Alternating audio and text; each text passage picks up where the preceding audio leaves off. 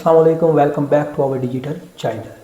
हमारे साथ मौजूद है पाकिस्तान के मारूफ मशहूर एस्ट्रोलॉजर एम ए शमी साहब। इनसे हम पूछेंगे 2025 के अंदर पाकिस्तान की जो सियासी पार्टीज़ हैं, पॉलिटिकल पार्टीज़, पीपल्स पार्टीज़ और नून लीग और पीटीआई, ये तीनों किस किस जगह हुकूमत करेंगी, इनका फ्यूचर 2025 में पाकिस्तान के अंदर क्या है और पाकिस्तान में ये कितनी तरक्की कर सकती हैं, कौन या ये हुकूमत मौजूदा हुकूमत है क्या ये रहेगी या ये टूट जाएगी। क्या 2025 इलेक्शन का साल है, इस साल में क्या क्या होने वाला है। क्या पीपल्स पार्टी सिंध पे अपनी हुकूमत कायम रख पाएगी, क्या पीटीआई केपीके में अपनी हुकूमत कायम रख पाएगी, क्या नून लीग पंजाब में डिलीवर कर पाएगी और बलूचिस्तान में कौन सी पार्टी राज करेगी। 2025 के हवाले से आज बात करते हैं पाकिस्तान के मारूफ मशहूर एस्ट्रोलॉजर एम ए शमी साहब। अस्सलाम वालेकुम सर, कैसे हैं सर? अल्लाह का शुक्र है सर।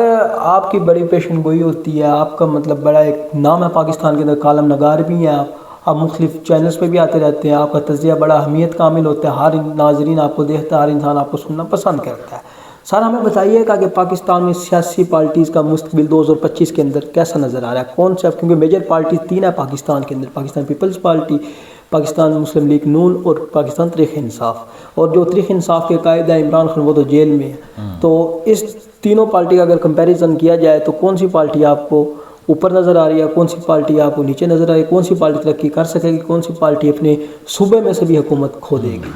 जी सर। देखिए इमरान, ये जो ना 2025 बड़ा तब्दीली वाला साल है और इसमें सितारों की पोजीशन बहुत इंपॉर्टेंट है, बहुत चेंज हो रही है। इसमें राहु केतु तब्दील हो रहे हैं, सैटर्न भी तब्दील कर रहा है अपनी जगह, जुपिटर भी जगह चेंज कर रहा है। तो मैं समझता हूँ कि ये साल जो पाकिस्तान के लिहाज से बड़ी माशी हवाले से भी, मुल्क की सियासत के हवाले के लिहाज से भी, आइडियोलॉजी, थाट, नज़रियात, सोच और बहुत से मामला में शिफ्ट कर देगा, हमें तब्दील कर देगा और बहुत तेज़ी के साथ तब्दीली आएगी। और जैसे अब देखें कि जो है पहली समाई के बाद कुछ पोजीशन चेंज होगी सितारों की, और उसके बाद जो है मार्च में, मई में, ये महीने में काफ़ी शिफ्टिंग हो रही है ये चीज़ है। तो सैटर्न जब तब्दील होगा, सैटर्न आपके 12वें घर में जा रहा है ये चीज़ है, तो 12वें घर में आपका असेंडेंट जो पाकिस्तान का 12वें एरीज़ है, तो एरीज से सैटर्न जो 12वें घर आ रहा है, तो ये जो मामला था, ये चीज़ें बड़ी आप तब्दीली लेके आएंगी और हमारी सियासत पे जो हमेशा की तरह जो है बैरून मुल्क के जो मामला हैं बड़े असरअंदाज होंगे। जैसे अमेरिका के ट्रंप के मामला हैं, दूसरे मामला तो हमारी सियासत में बरह रास्त असरअंदाज होंगे। दूसरी बात ये कि जो पार्टी का जो इम्पोर्टेंट है कि कौन सी पार्टी सर्वाइव करेगी, ऊपर आएगी, ये चीज़ है।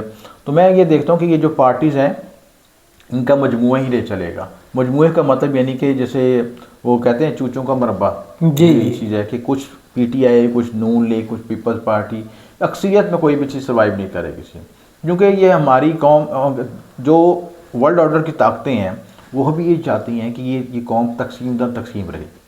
अच्छा, इनके नज़रियात, इनके सोच, इनकी आइडियोलॉजी एक नुक्ते पे मुश्तद ना हो।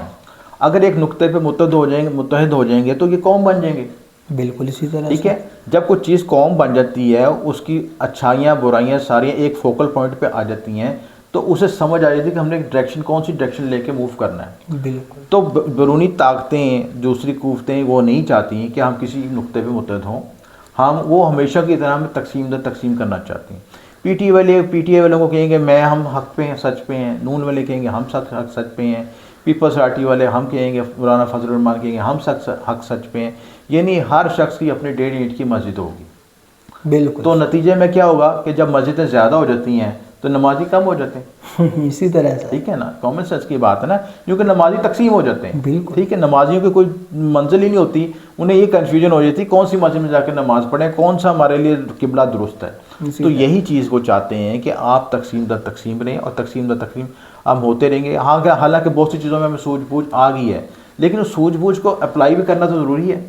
खाली समझना, किसी चीज़ को शऊर रखना काम नहीं, उस शऊर को एप्लीकेबल बना के उसको अमली तौर पे प्रैक्टिकल लाइफ में ला के फिर उसको यूटिलाइज़ किया, फिर उसके रिजल्ट हासिल किए जाएँ, ये कामयाबी होती है। और सिर्फ आपकी सोच में थोड़ी तब्दीली है, अगर हम पीटीआई वालों ने कुछ आपके जहन में कुछ तब्दीली लाई है तो उनका रिजल्ट भी तो आना चाहिए ना। बिल्कुल। तो मैं ये देखता हूँ कि ये 2025 जो है पीटीआई उसमें भी अपना सर्वाइव करेगी, नून लीग वाले भी सर्वाइव करेंगे। ठीक है, कुछ पॉलिटिकल चेंजेज आएंगी, हो सकता है कोई इलेक्शन के दोबारा दबाव पैदा, हुकूमत कमज़ोर मुझे नज़र आती है, हुकूमत पर दबाव आएगा, शिफ्टिंग आएगी, इमरान खान को बाहर निकालने की कोशिश की, रहाई की कोशिश की जाएगी। अच्छा, रहाई हो भी जाएगी तो मैं नहीं समझता कि वो इतने एक्टिव होकर उनका रोल अदा किया जा सके सियासत में।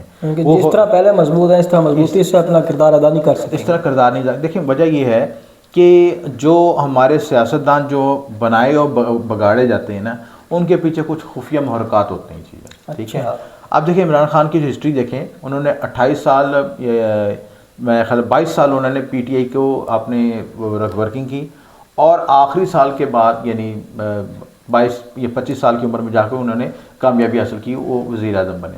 अच्छा, 22 साल की पिछली हिस्ट्री देखी जाए, 22 साल पहले क्यों नहीं कामयाब हो सके? उससे पहले कामयाब नहीं हो सके कि उन्हें खुफिया ताकतों का सपोर्ट नहीं हासिल थी। अच्छा, ये सारा आप अंदर की बात बता रहे हैं। अंदर की बात ये देखें, आप देखें 22 साल लगे रहे हैं, बिल्कुल ठीक है। 22 साल में आपको कोई आपकी एक नुमाइंदगी वाज़ह नहीं हो सकी। जब आपको बनाया गया खुफिया ताकतों ने, जब आपको बनाया, आपको लोगों के सामने पेश किया, तो फिर आपके जलसे भी भरना शुरू हो गए। फिर आपकी मकबूलियत भी बहुत ज़्यादा होगी और आप सुपर सीट करके ऊपर आ गए सीधा। तो कहने का मकसद ये है कि हमारे जो बहुत से मामलात हैं उनमें जो सियासतदानों को गिराया जाता है या बनाया जाता है, उसके पीछे खुफिया महरक़ात होते हैं। और ये महरक़ात आज के नहीं हैं, डे वन के ही हैं, डे वन से चल रहे हैं। चाहे कायद-ए-आज़म का दौर देख लें, कायद-ए-आज़म को तो आपने जब उरूज पे पहुँच के फिर गिर गए, उसके बाद उनकी जो उनकी सिस्टर थी फातिमा जिन्ना, उनको भी किस तरह एक्सप्लॉइट करके फायर कर दिया। यानी नज़रियाती बंदे की हमारे मुल्क में कोई अहमियत नहीं है। जो शख्स खुफिया ताकतों के साथ मिल के यस करता है वो कामयाब है चीज़ें।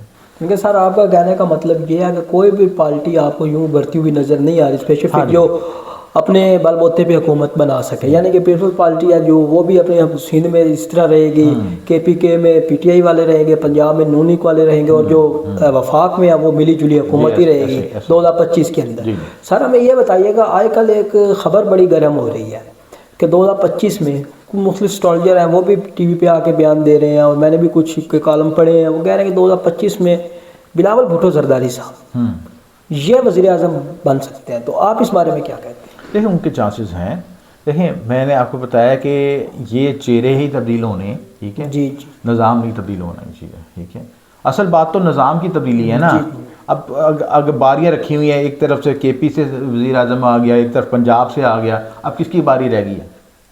आप ज़रा गौर करें, किसकी बारी रह गई है? अब सिंध की रह गई, ठीक है ना। तो वो बारी नहीं लेंगे अपनी, लेंगे वो तो कहने का मतलब है कि साइकिल चल रहा है। KP को भी हमने देख लिया, गंडापुर को भी देख लिया, फिर उनकी पार्टी अहदों को भी देख लिया, इमरान खान साहब को भी देख लिया, फिर अब दोबारा शहबाज शरीफ नून लीग भी आ गई। अब कि जिसकी पार्टी रह गई है वो फिर वो उसकी आ जाएगी हुकूमत। यानी कि आप कह रहे हैं चांसेस है बिलावल के, बिलावल भुट्टो के चांसेस है। देखें ना, आप एक बच्चे को एक शुरू से किस तरह ट्रेंड किया गया है कि आपको उसका माइंड सेट ही चेंज किया है कि आपने वज़ीर आज़म बनना है, आला ओहदे पे आना है। पहले उनको वज़ीर ख़ारजा के साथ प्रोसेस करवाया गया, तैयारी करवाएगी, होमवर्क करवाया गया।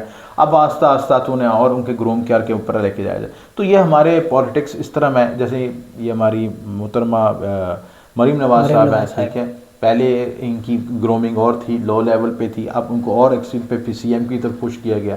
अब ये भी उम्मीदवार हैं इन द फ्यूचर वज़ीर आज़म की तरफ की चीज़ है। नहीं, अगर आप सर दोनों का अगर कंपैरिजन करें, बिलावल भुट्टो जरदारी और मरीम नवाज़ का, तो आप किसका कद बढ़ाना चाहते हैं सियासत में?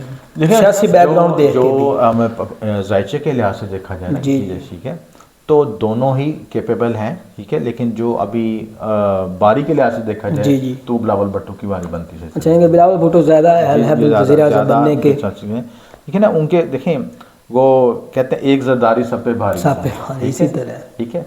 तो आप देखें कि कहाँ से वो जरदारी साहब जब मुकदमे होते थे तो व्हील चेयर पे आते थे, तो जब आपने पब्लिक अपीयरेंस देनी थी तो वो आपको कहते थे, हाथ उठा के कहते खप्पे खप्पे पाकिस्तान खप्पे, ठीक है। वहाँ पे आपको आप खड़े होकर तकरीर करते थे। तो ये सियासी स्टंट चलते रहेंगे हमारे मुल्क में, चीज़ें आज की बात नहीं, हमेशा से चलते रहेंगे। यानी कि आप कहना 2025 में इस तरह आप निज़ाम चाह रहा है चलता ही रहेगा, खास तब्दीली नहीं आएगी। देखिए तब्दीली उस वक्त आती है जब कोई कौम एक नुक्ते पे मुत्तहद होती है, बिल्कुल, ठीक है। उनका एक नुक्ता नज़रिया जीना मरना एक होता है चीज़ें। पाकिस्तान अनफॉर्चुनेटली जो है तकसीम तबक़ात में, ज़ात पात में, बरादरियों में बहुत सी तकसीम हुई है। ना मजहबी तौर पर इत्तेहाद है, ना नज़रियाती तौर पर इत्तेहाद है, ना तबक़ाती तौर पर इत्तेहाद है, ना सियासी तौर पर इत्तेहाद है। तो एक ये चूचों का मुरब्बा ही चीज़ है, ठीक है। अच्छा। तो जो चूचों का मुरब्बा होता है तो उसको उसकी कोई वैल्यू नहीं होती, उसको उसकी कोई डायमेंशन नहीं होती इस चीज़ से, ठीक है। वो आज इधर है तो कल उधर है, उसको इस तरह वेरिएशन। और देख लें कि हमारी बदकिस्मती देख लें कि हमारे पे जो लीडर्स आते हैं उनका भी वो एक ख़ास माइंड सेटअप नहीं होता, वो सिर्फ अपने लिए सोच रहे होते हैं, एक मखसूस डोमेन के लिए सोच रहे होते हैं कि जी मैं अपनी पार्टी के लिए सोचना है, या अपनी ज़ात के लिए सोचना है, या अपने इलाके के लिए सोचना है उसको, या अपने इर्द गिर्द जो अजीज़ अकारब है उनको सपोर्ट किस तरह का है, उनको कौन से अजीज़ को कौन से पोस्ट पे लगाना है, कहाँ पे उसको वज़ीर बनाना है, कौन सा ये जोड़ तोड़ अपने लिए तक रहती है सिस्टम। उसमें आम आवाम का क्या ताल्लुक है, बेचारे जो गरीब किसान का क्या ताल्लुक है, गरीब मजदूर का क्या ताल्लुक है उससे।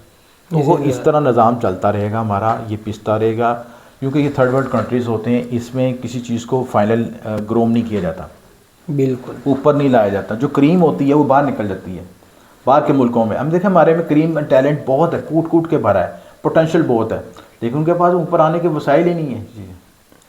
एक अच्छा टैलेंटेड पर्सन जो आपका 40-50 हज़ार तहाँ पे जाके उसकी ज़िंदगी को खर्च करके ख़त्म कर दिया जाता है इसी तरह उससे। और जो इलेक्शन जीतने के लिए तो आपको करोड़ों रुपये अरबों रुपये चाहिए। बिल्कुल इसी तरह। तो ये सारे मामला जो हैं आम बंदा नहीं कर सकता, और ये इस वजह से निज़ाम इस तरह चलता है। बहुत शुक्रिया सर ने बड़ा एक्सप्लेन इसलिए बता दिया लोगों को, हमारे नाजरीन को, कि 2025 में जो हुकूमत चल रही है इसी तरह चलता रहेगा, मिलजुल के काम करते रहेंगे। जिस हुकूमत जिस सूबे में जिस पार्टी की हुकूमत है इसी तरह चलती रहेगी, लेकिन 2025 में बिलावल भुट्टो के वज़ीर-ए-आज़म बनने के भी बहुत ज़्यादा चांसेस हैं, और निज़ाम बिल्कुल इसी तरह ही चलता रहेगा। बहुत शुक्रिया सर, आपने अपना कीमती वक्त दिया, हमें हमारे नाजरीन को बता दिया थोड़ा सा। इंशाल्लाह नाजरीन अगले व्लॉग में किसी अच्छे वीडियो के साथ आपसे मुलाकात होगी। अपना ख्याल रखिएगा। अल्लाह हाफ़िज़।